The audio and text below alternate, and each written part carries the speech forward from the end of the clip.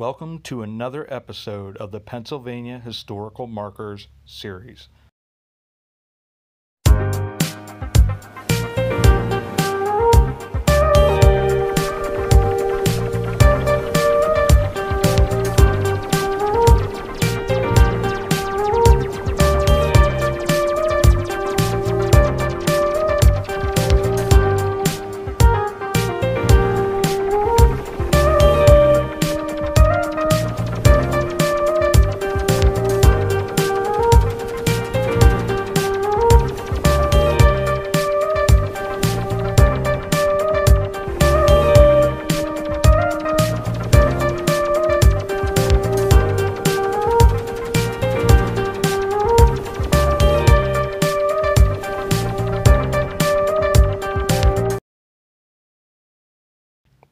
Today we're at the Lincoln nomination Pennsylvania historical marker.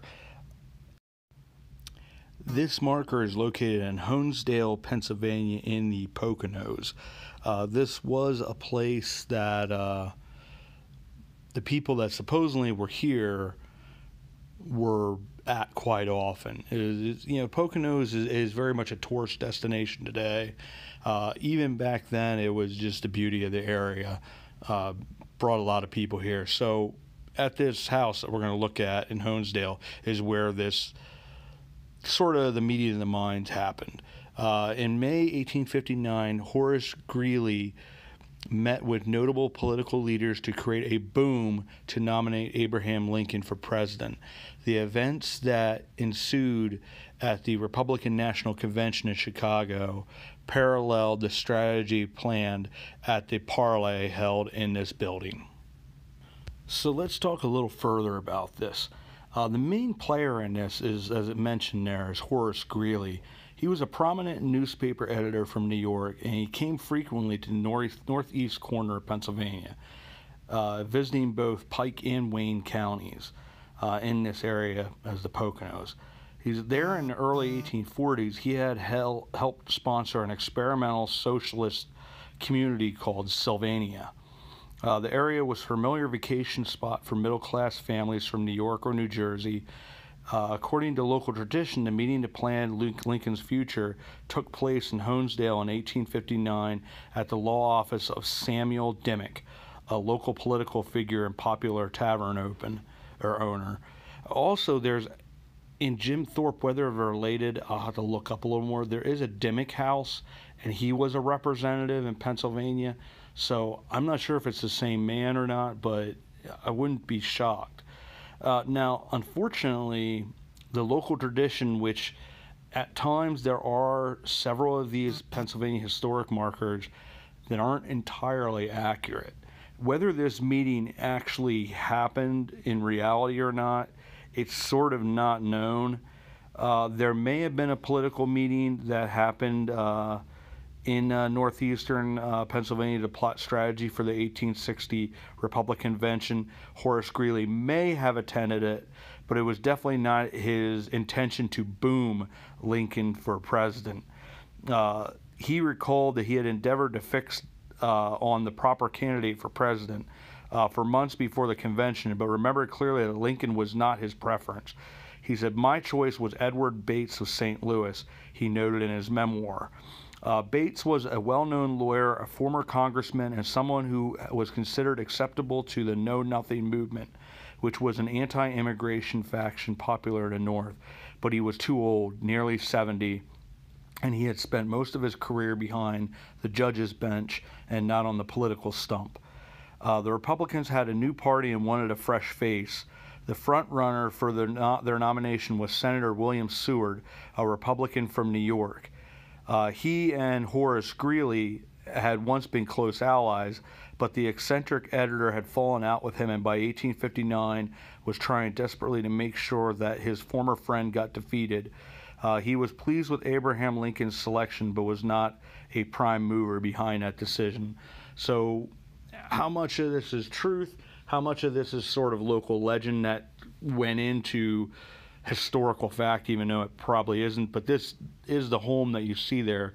The sign is right in front of that in Honesdale, and that's the building that they supposedly I guess the law office of Samuel Dimmick, that they really first pushed for Lincoln. Now, whether certain individuals were there or not, or if it even necessarily happened, nobody can really clarify and knows for sure.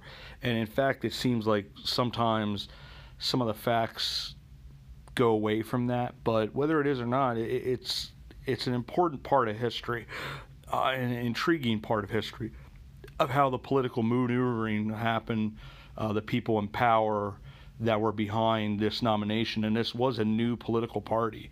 Abraham Lincoln was the first candidate for the Republican Party for president. And he was actually quite an unusual pick if you think about it as well.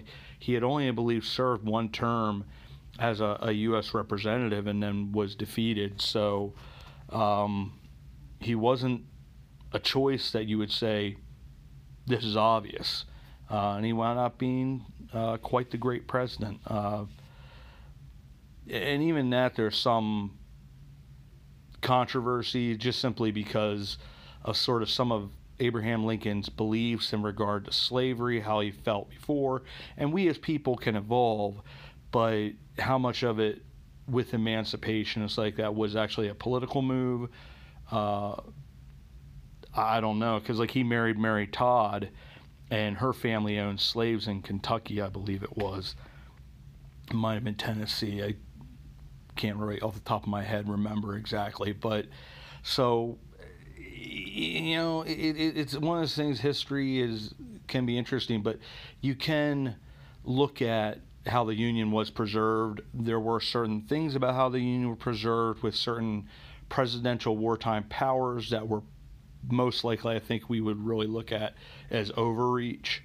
But you can, at the end of the day, having slavery ended, that awful sin in our country's past being ended was a good thing, and bringing the Union back together, having a strong, it took a while to be truly united again, America, by World War I, but that was essential for the world history as we see with Nazi Germany and World War II, that if we did not have a united, strong America, we may be living in a very different world. So this is one of those moments in history that, whether it happened exactly like it's said on the Pennsylvania historic marker or not, was an important part of our history, and it's a unique and interesting part of our history. And this is a place in Honesdale and the Poconos that you can visit, and you can see that house where this Lincoln nomination may have very well, the process was officially started.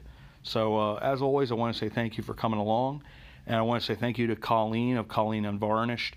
These pictures are all hers, the picture of the historic marker.